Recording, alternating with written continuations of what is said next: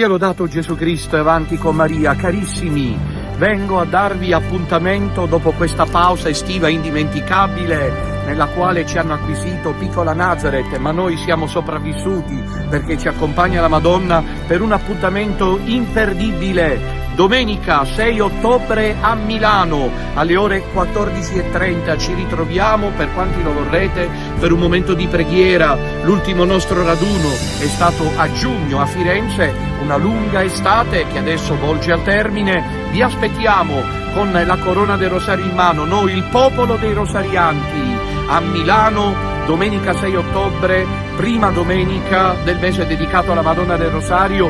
Reciteremo insieme il Rosario, accoglieremo la statua della Madonna, benediremo tutti i bambini e faremo la consacrazione alla Madonna e la recita della supplica alla Madonna del Rosario di Pompei. Domenica 6 ottobre, Milano, avanti con Maria e a presto. Sia lodato Gesù Cristo e avanti con Maria. Buona serata a tutti voi, cari figlioli. Praised be Jesus Christ, and forward with Mary. Good evening to all of you, dear children. Welcome back to our Tuesday evening meeting, the Warlike Tuesday. This is the 5th episode dedicated to my book, The False Church and Its Destiny. Here with me, I have the old cover of the first edition, released in March 2018, but written and published for the first time in December 2017. The director now shows you the new cover. There it is, still with the same title, The False Church and Its Destiny. Stands out for those who might not know but should go confess. In that case, the Christ Judge of the Sistine Chapel stands out, depicted by Michelangelo with a finger pointed at whom? Against Bergoglio, against whom? Against Fernandez, against the Vatican wolves who are now trying in every possible way, increasingly evident, without mincing words, not just to destroy Roman Catholicism, but more than that, they have built and succeeded because God allows it. The false church of darkness, as Blessed Catherine Emmerich calls it. It's a striking phrase, the false church, but false was already enough. The false church of darkness. There is no light in this church. There is darkness. God is light, says the Apostle John. The first letter of John says, God is light, and in him there is no darkness.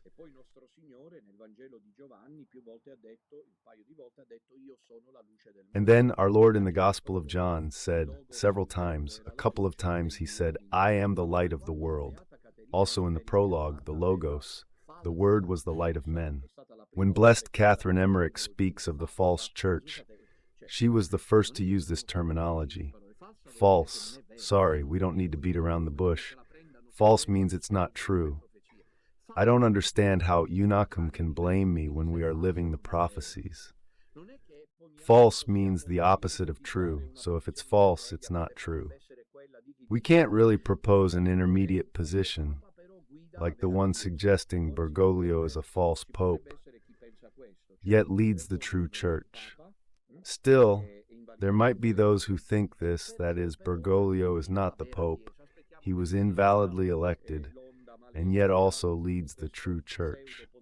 Wait for the evil wave to end of this pseudo-pontificate, that of Amoris Laetitia, of all religions being the same, of Pachamama, of supplicant trust, and of Medjugorje, where there is the supernatural, yet the apparitions are not supernatural.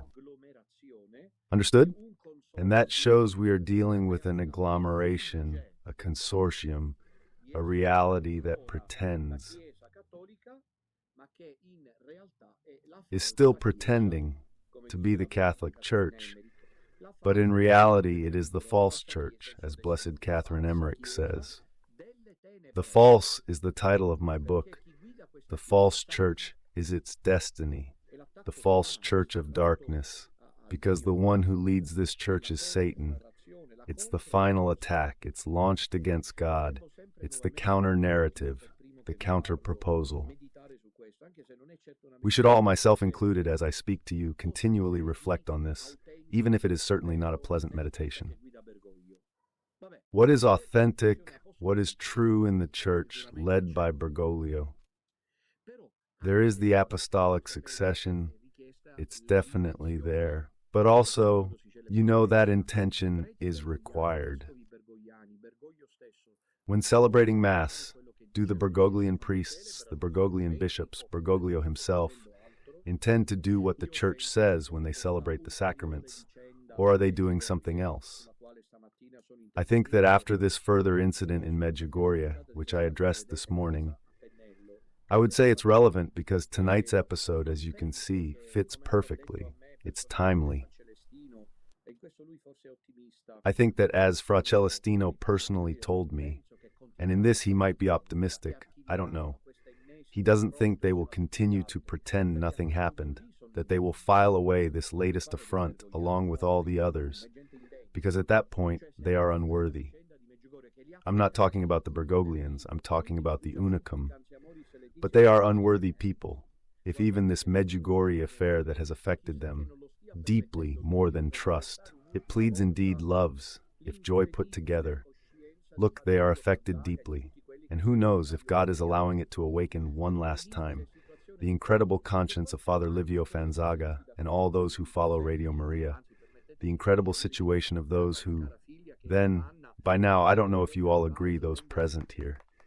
In fact, allow me to wish a happy birthday to a dear daughter who is Giovanni. She is the one you see arriving, who sells the books, who takes the stands when there are meetings. I don't think I'm saying anything wrong by adding this. Have you noticed that one of the signs we're now in open conflict is that if you have relatives, even very close ones, the fundamental relationships who are 𝐸'Ž𝐼, they can't stand you in life, and sadly in death they still can't stand you.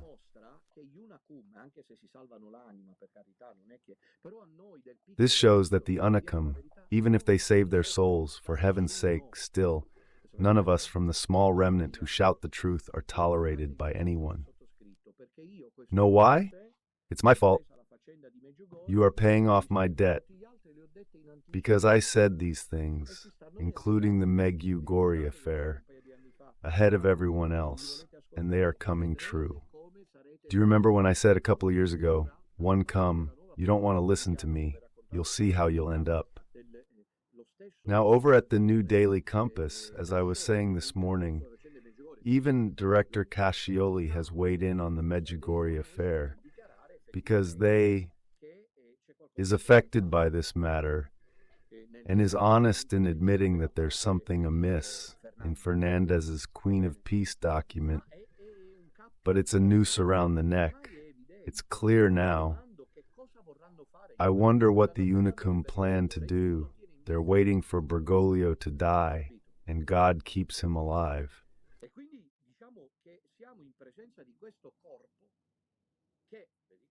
And so, let's say we are dealing with this body, which, I remind you, I'm not making anything up. I mean, I've taken from prophecies, and not from just anyone.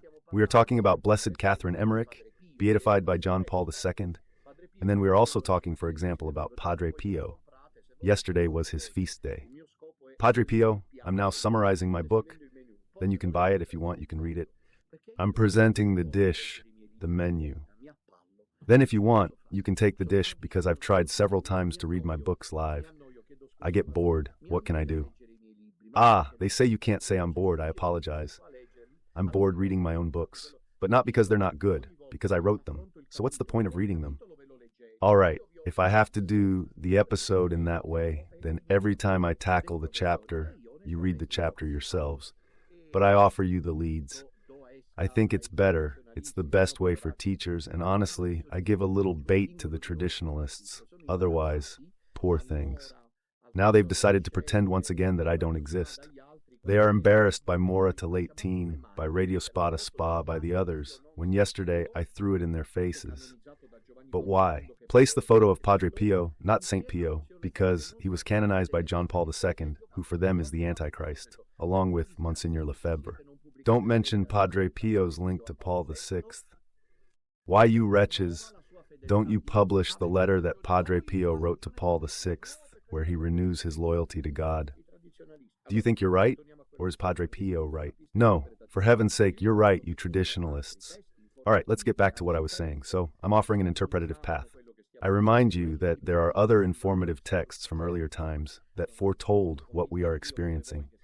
It's not like it arrived out of the blue, certainly. I'm also convinced, like you, that if the third secret of Fatima had been revealed, we would probably all have been more prepared to face this phase here. Could it be that God didn't allow it in the end? Thought about it? Could it be that God allowed us not to be worthy of this generation? And indeed, you can see it. They all follow Pope Francis. They hate him. They can't wait for him to step aside. But he's the Pope, so no one bothers us. We can't all end up like Don Bernasconi and Don Minutella. Reduced to the lay state, they tore off our habit without having done anything wrong. So it may be that the third secret of Fatima was not revealed because God allowed it to be so. We did not deserve this grace. Maybe, I don't know. It's a guess. Certainly, look, I have no doubt about this. I don't know about you, but personally, I have no doubts. The third secret of Fatima definitely speaks about the situation we are experiencing, with Rome inhabited by incarnate demons. So there are the troops of Satan, there's Lucifer's army in the Vatican. These people are not just uninterested in Jesus Christ, they hate him even more. Satan instills in them hatred, anger, and bitterness towards Jesus Christ and his church. Got it? I have no doubt that the third secret of Fatima predicted in advance what we are experiencing, that is, we are experiencing an unprecedented aggression that has led, here's the point, I repeat, we must always remind ourselves, to the formation of a diabolical conglomeration. And anyone in communion with the so-called Pope Francis commits at least two canonical crimes. The first, that of schism, because Bergoglio is not the Pope. And so no one can celebrate Mass in communion with someone who is not the Pope, because, I'm not making this up, Benedict XVI said that one cannot be in communion with Christ if not in communion with the Pope. If Bergoglio is not the Pope, with what kind of Christ are you in communion? And it's an act, if Bergoglio is not the Pope, it's a schismatic act. All those who attend Mass with Pope Francis, even if there is the right intention to, a good part as far as I know of Catholics, but overall it's a schismatic act. It's the first crime. The second crime is that of sacrilege, because Bergoglio is not just the invalid Pope, the false Pope. He's something more, as I call him, the master builder of the Church of Satan, and thus it's a sacrilegious act to name him at Mass, since the Mass is the sacrifice of Christ, and in the Mass offered to the Eternal Father. To the Eternal Father you say that you are in communion with the friend of growth. I'm not sure I'm clear. Schism and sacrilege. In one ear, out the other, their loss. And God allows them to be punished. I'm falling apart. I'm at the wreck of a 𝐸𝐶𝐚. They realize we were right, but they don't accept it. They don't want to accept it. Fatima's third secret's about that. Blessed Catherine Emmerich described it in a way, as I often write in this book of mine, which is the first, The Farce Church and Its Destiny. You will find it available in Milan, but you can start asking for it at the office if you want. She describes it in a cinematic manner. The time they live in, because I remind you, but we've said it many times, that Caterina Emmerich, who is a nun, I think Augustinian, if I remember correctly, or Benedictine, now I don't remember well, a mystic, German, colleague. In the book you will find the in-depth analysis links the advent of the false church of darkness to the two popes. Why is this not emphasized? I'm not mainstream. From serious people, colleague Katharina Emmerich associates the advent of the false church with the existence of the two popes. There would have been two popes, of which obviously only one is valid, because two popes cannot exist. Jesus did not say vos estis Petri, but tu es Petrus. The role is not interchangeable and not transferable. I need to check today's news more, so I share it with a grain of salt. I have repeatedly made appeals today to tell you how the false church then gets angry with those who speak the truth. They feel offended. You're about to hear something unbelievable, but it seems true. I hope to be wrong by tomorrow morning, but for now, I'm telling you. I've made several appeals in recent days for financial help, because we're in trouble. Look at that. Those from the spiritual renewal are once again attacking me about the money. Primo. Second, sure, we have an IBAN, right? Where we ask you to make the payment. It seems they have recently been sending back. But I repeat, I'm using the conditional. I hope to disprove this. The money to the bidders, without notifying us. Who's behind it if it were true? I know you're speechless. I'm sorry. If it's true, let's hope it isn't. It's serious news. I won't mention the name of the bank we're appealing to, but they informed us, on behalf of the person handling things for me, that they are sending back. They would be returning the offers due to a technical issue. Rightly, the person who went said, "But I'll inform my lawyer. Let me speak to the manager." There's no manager. The manager was there, found 1,000 reasons, 1,000 excuses, 1,000 considerations. Could it be that they want to block even the aid flow you send to prevent this work from progressing at all costs? And we buy gold like they did during the Second World War. Look, this is how you think. Those idiots pretending Bergoglio is the Pope, who haven't understood that this is the only solution to save their soul. I repeat, I hope I'm wrong, but it seems there's a short circuit in the donations. Not that they're taking them, because they can't do that. But they are not being delivered at this moment to the recipient, which is the association, and apparently they are considering returning them. Have you ever heard something like that being said? Have you ever heard them say, they don't call the people involved to solve the problem? Until proven otherwise, the bank is always on the side of the beneficiary. Exactly, you know? Back to us. The false church of darkness is the church of Satan. Now, I was taught that where the devil is, holy water cannot be. Do you remember the wonderful film by Johnny Dorelli, Be Good If You Can, about the life of St. Philip Neri, when in the shop next door there was always the devil taking many forms, and he would throw buckets of holy water at him? No, the holy water. How do you say in Italian? The devil is holy water. You tell me, is there anyone who still doubts with evangelical seriousness that Bergoglio is working for the devil? Well, worse for them, you know. However, those who have understood that Bergoglio is not the Pope and is the anti-Pope of the Antichrist should not set foot in churches or sanctuaries for a single moment longer. Stay at home, make yourself a little chapel, and those who have done so thank me day and night, saying, "Father, I've found peace in my heart again. I feel good now." You need to overcome this impasse. Katharina instead talks of a false dark church, not just a word.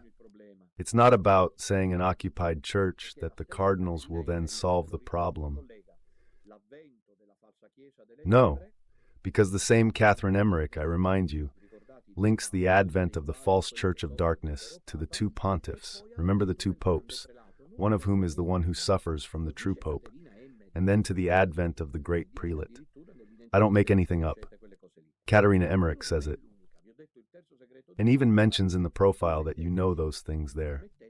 However, it's not the only one. I told you the third secret of Fatima, and then also include Padre Pio.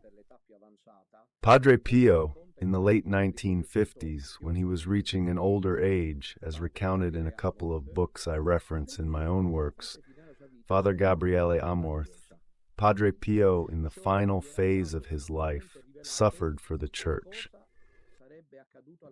He had certainly been revealed what would happen to the Catholic Church. Now, what did Father Pio say to Don Gabriele Amorth in 1960? Emblematic date, because in my book, Church, Where Are You Going?, always available, the dossier on the current situation in the Church, which is subtitled Maria Peter, and the final assault. Those things there, I can't remember the subtitles I write anymore. But anyway, I remember saying that 1960 can be considered the official date of Satan's final assault to the Catholic Church. Obviously, this final assault took shape with the establishment of a false church, which is the one led by Bergoglio. All right, Padre Pio in 1960, he's not just anyone. Then, of course, Radio Spada might decide to manipulate him, something very serious. But they are intellectually arrogant, you can tell. With the lisp, you can see they are intellectually arrogant. So Dominatella, you're Italy's clown. They call him Padre Pio, saying he wasn't canonized as it was done by the Antichrist John Paul II. And then they talk about Monsignor Lefebvre, whom Padre Pio kissed on the hand, but they somehow forget to mention that Paul VI was revered by Padre Pio. All right. Father Pio says this word to Don Gabriele Amorth. All right, Gabrielle, this attack is important, you know. When you say, Cinzia, when someone attacks like that, many times it's a way for them to share something that's weighing on them. Do you agree? I see it so. I say, Cinzia, I've got something I want to tell you.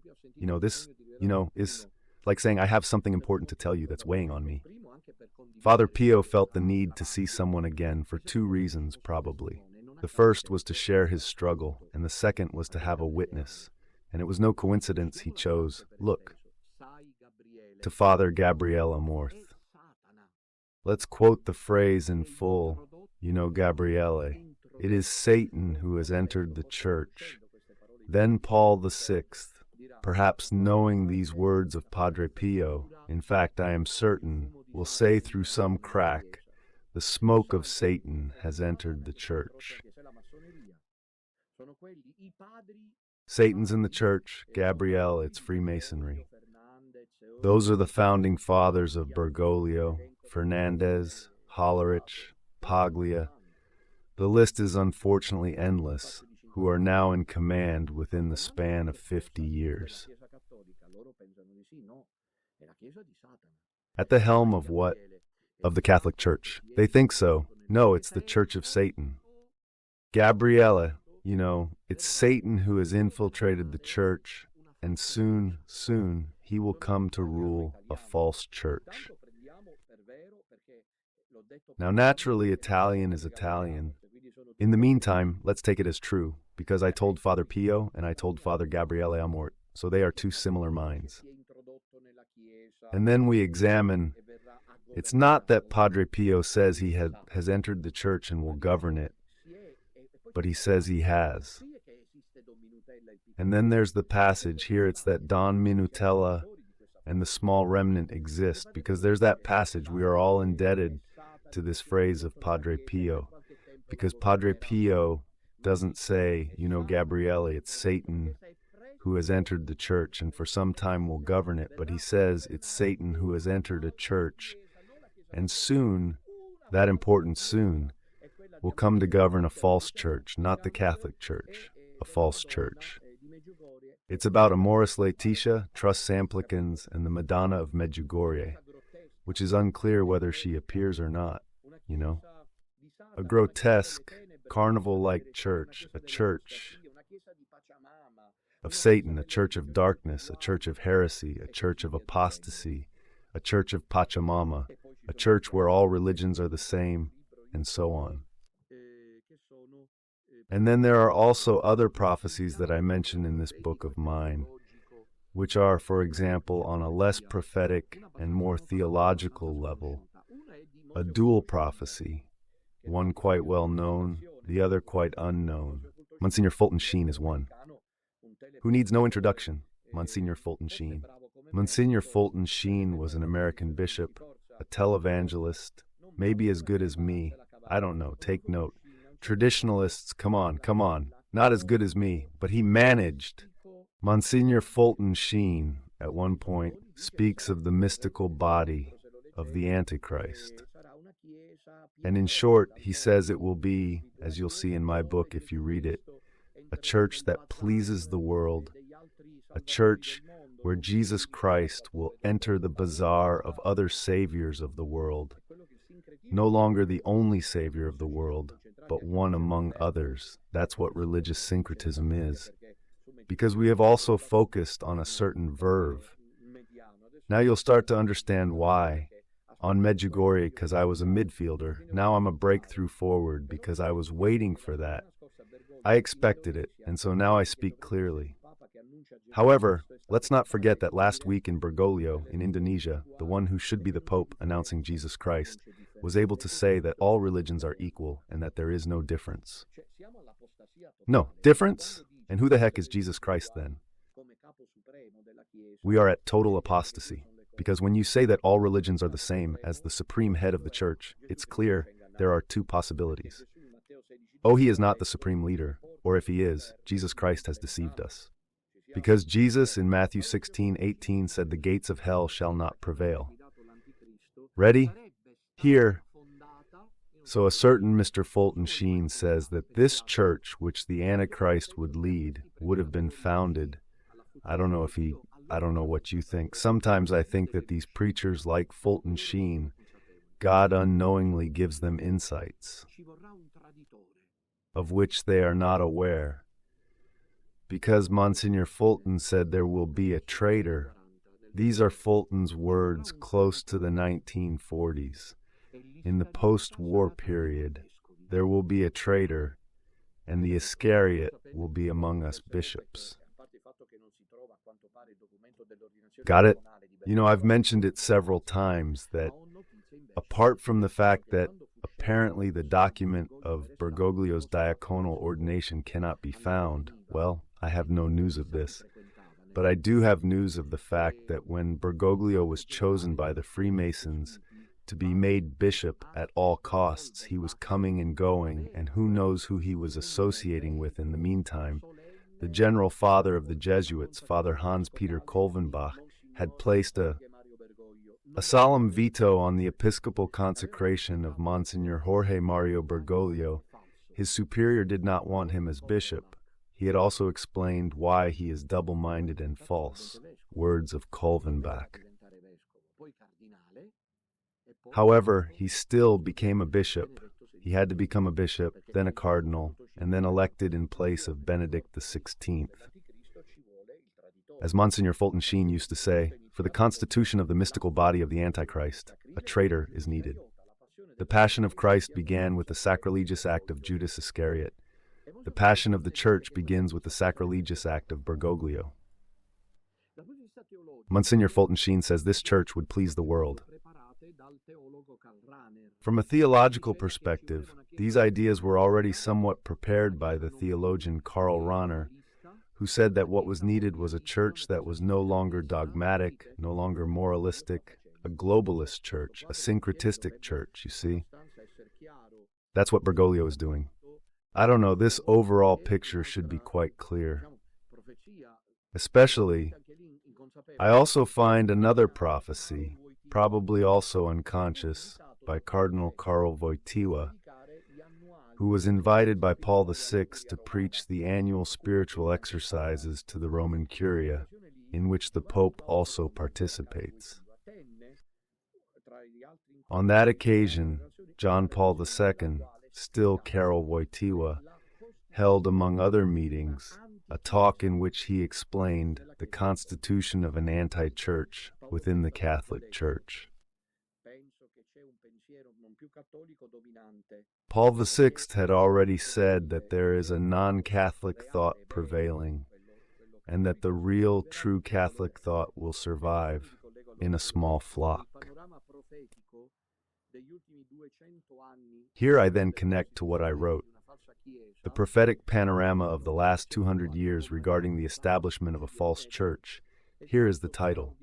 The current situation with Mary or with Satan, there is no middle ground, is as extraordinarily vast as it is incredibly stifled by the hierarchy.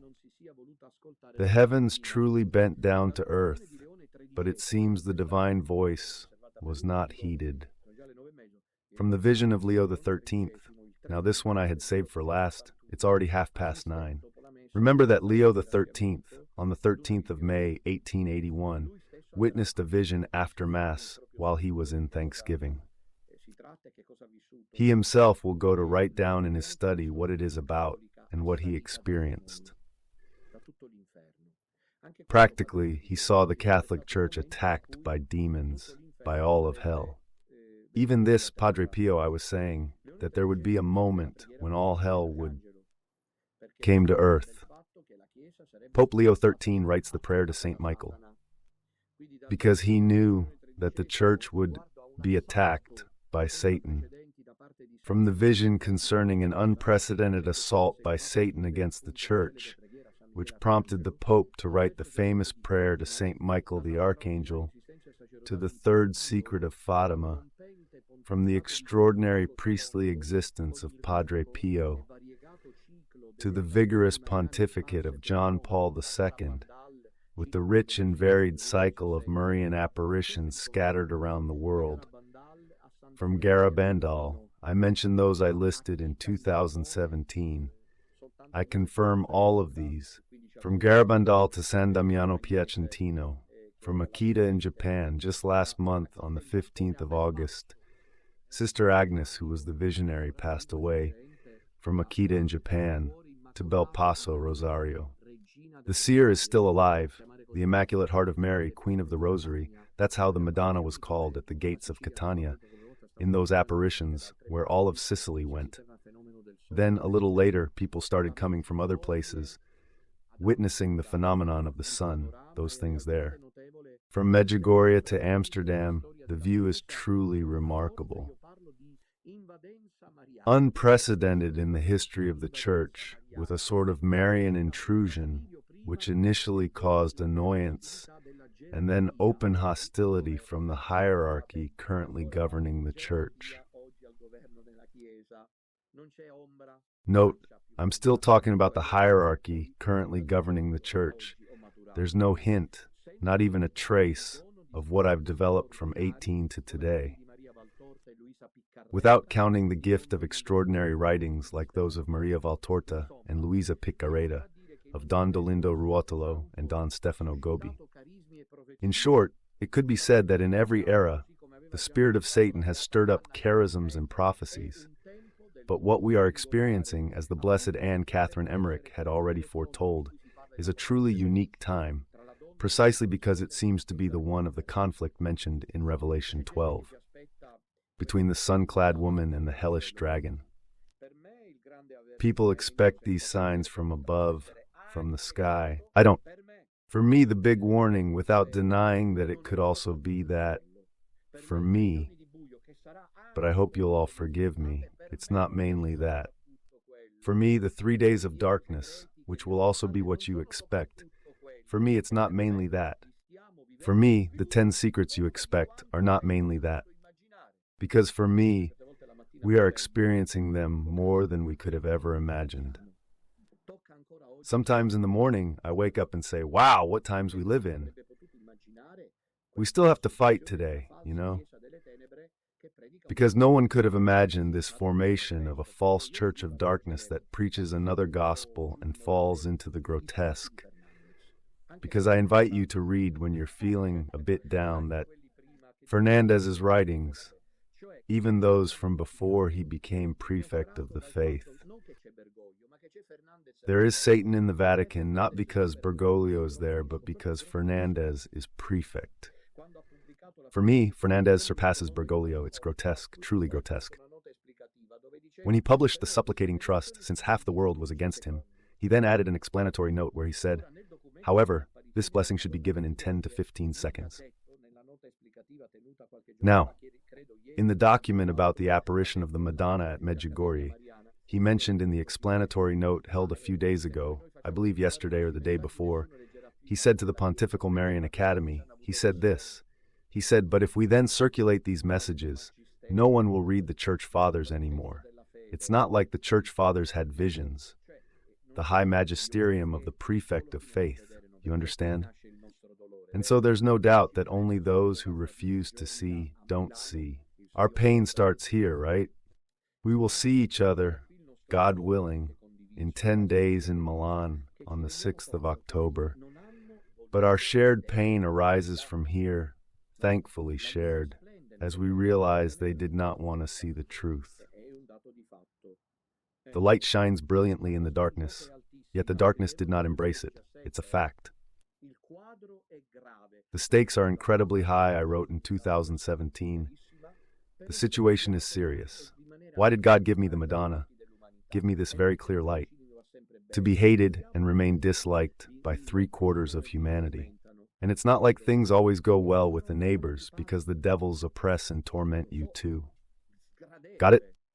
I'm unpleasant, I don't know, disagreeable. But if you embrace the truth, I'm irresistible, unlike Fernandez. I could be called Bergoglio, or Fernandez, Monsignor Fernandez. The stakes are extremely high. The situation is serious, yes, it's serious, because while there are souls being lost in droves, in fleets, in hell, Bergoglio, I mentioned it a little while ago because I always keep myself updated, because it's one thing after another, since the synod will begin. As you know, the second phase is cursed. Bergoglio will start with the liturgy to ask for forgiveness.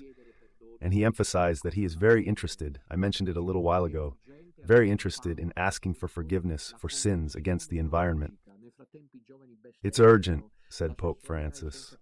The ecological conversion, meanwhile the young blaspheme, sexuality is without any restraint, moral perversion, families are falling apart, young people are empty inside, people are taking their own lives, there is a climate of fear, of anguish.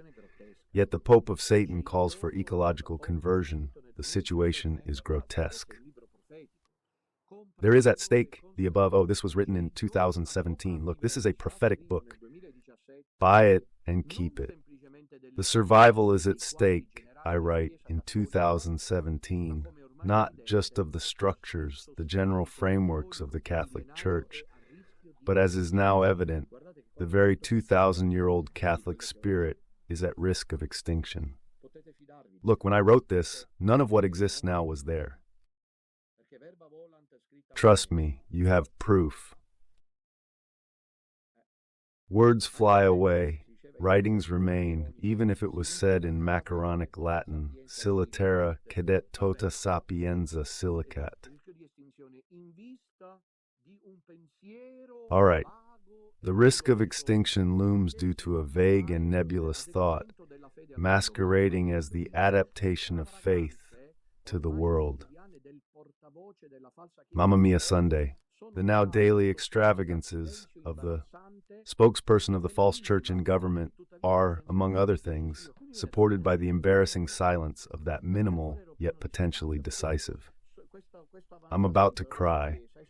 But really, I'll tell you, I was still full of hope, because I say this advancement of the false church is supported by the silence of that small yet potentially decisive part of the hierarchy that is aware of the deception, but either out of fear, or who knows why, remains silent and lets the boat capsize, as Benedict XVI expressed it. And I wonder how it's possible, here I had to say it, I didn't remove it, that a commander like him notes the danger, but still stays silent. because I hadn't yet reached the awareness of what 𝐥'Ianchi would later call the Ratzinger Code, a coded language. I hadn't gotten there yet. Truth is, not naive. I am told there may be deep, mysterious, hidden reasons why Pope Emmerich and the few informed cardinals remain silent. I'm sorry, I consider myself more realistic than I appear. The righteous silence aids God's foes. And then, even just referring to the priests, is it possible that none of the thousands of shepherds caring for souls realize the situation we're living in? I was still alone to shout the truth. This book is a record. My mind goes to the German mystic Teresa Neumann, who foresaw that in 2017 the Church would be entirely in the hands of serpents. Teresa Neumann, a mystic who for 36 years sustained herself solely on the Eucharist, bore the stigmata, and lived the Passion of Jesus, had seen that in 2017 the Church would be entirely in the hands of serpents. And this, she says, was because the lions were becoming donkeys. The fate of the false church will be that of blindness. The one of blindness, because it has a cluttered and lazy spirit, but the small remnant, there was nothing yet, because the first gathering was, as you may know, in June 2018. I wrote this book in December, published it, so I remember well, in autumn 2017 this book. But the small remnant I wrote when there was nothing yet, indeed when there was nothing, because two negatives make a positive. The little flock of the true church will see this announced triumph of the Immaculate Heart.